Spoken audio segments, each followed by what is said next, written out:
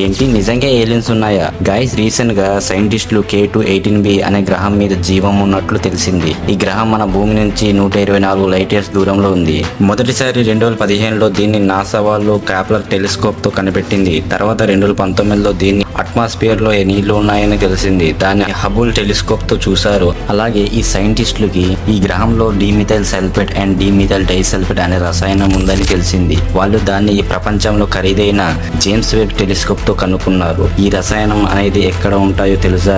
జీవం ఉన్న చోట ఇవి ఉంటాయి. ఎందుకంటే ఈ రసాయనాన్ని సముద్రంలో ఉండే ఆ మైక్రో ఆర్గానిజం రిలీజ్ చేస్తాయి. అంటే గ్రహం మీద నీళ్లు ఉన్నాయంటే అక్కడ జీవం కూడా ఉంటుంది. మేబీ బహుశా అక్కడ ఏలియన్స్ కూడా ఉండొచ్చు. అయితే దీన్ని కన్ఫర్మ్ చేయాలంటే ఇంకా టైం అండ్ డేటా కావాలి. ఇప్పటి వరకు దొరికిన ఆధారంలో ఇదే బలమైన ఆధారం అని సైంటిస్టులు చెప్తున్నారు.